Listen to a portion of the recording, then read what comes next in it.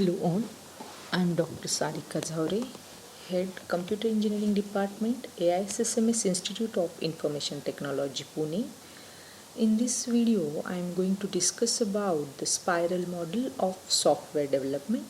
In my previous video, we have already gone through the basic models of a software development, that is waterfall model, iterative waterfall model, incremental model, rapid application development model, evolutionary model. How exactly the spiral model is different than that, and what is the speciality of a spiral model, that is I'm going to discuss in this video. So this is the basic diagram of a spiral model. So basically coming to the name, that is why exactly the spiral model as a name given. So spiral itself, like something is going to happen repeatedly, or we can say that in a loop, that is nothing but the spiral, right? So here for any project, as we have already seen in a basic models, that first phase is that planning, then designing of that, then actual building of that project, then in that various phases are there, that is testing and all this, then deployment and collecting the feedback. But what happened in case of a spiral model is that this is very first model which is considered the risk in this particular project or risk in any project, and they call it as a risk analysis. So which is a very basic and the unique feature of a spiral model. So while planning and estimating that particular project, at the same time what is the risk involved in that project, that is analyzed, and based on that risk as a parameter factor, each and every prototype get designed. So means it is again a combination, or we can say that a collection of a iterative software development, iterative waterfall model, because regularly we are taking the feedback from the customer, and based on that the next prototype get designed. That's why it's the parallel process and it's the iterative. It is not anything different. Only parallelly we are going to perform the iterative waterfall model. In detail, if you can see, there is a basic focus is on the risk analysis. So initially in inner circle, if you can see, first part is a risk analysis.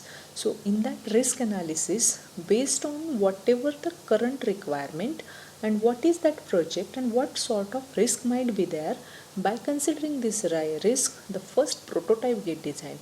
So here again prototype model which we have previously seen, it is little bit relevant to prototype model, not relevant but subpart. Prototype model is a subpart of this each and every phase.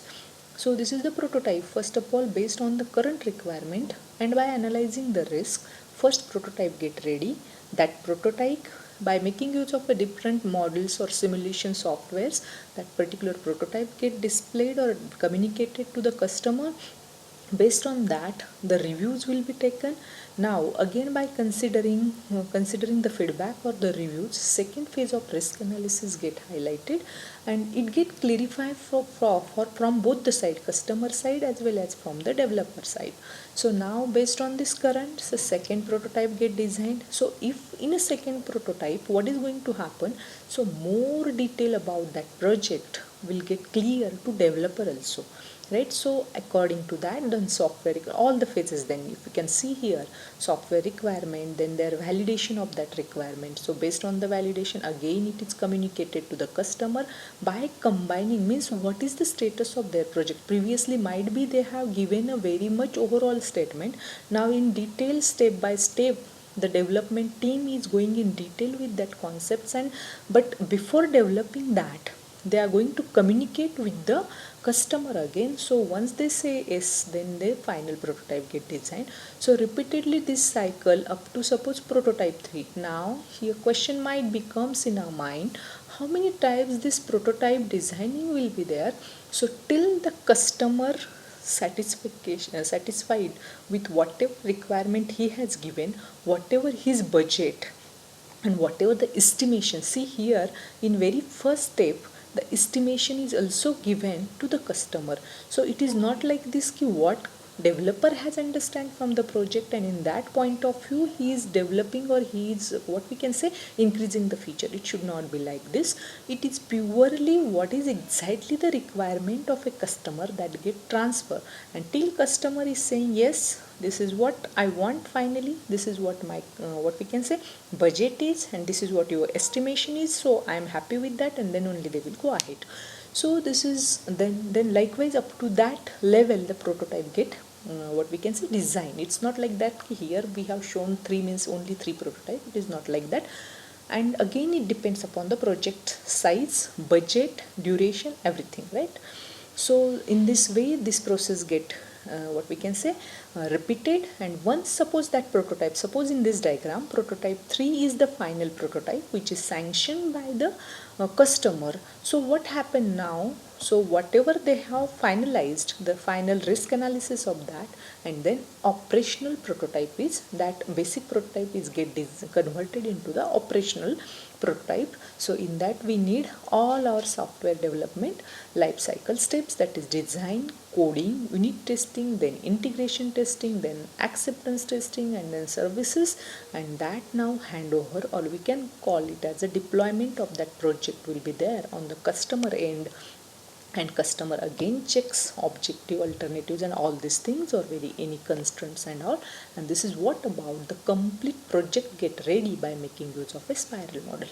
So here if we can see all these parameters, we can say that it is a combination of all the previous models, where all the previous models are not suitable for the large or very large projects, but this is another speciality of spiral model is it is suitable for the very large model, it is not suitable for the small model. So advantages of spiral model, it reduces high amount of risk. It is because risk phase is considered at very first phase of the project. It is good for large and critical project. It gives strong approval and documentation control, because see whatever development team is assuming or whatever they are planning, that plan gets sanctioned from the customer. Once they get approval from the customer, then only, or client, then only they are thinking about the implementation of that. And in spiral model the software is produced early in the life cycle process.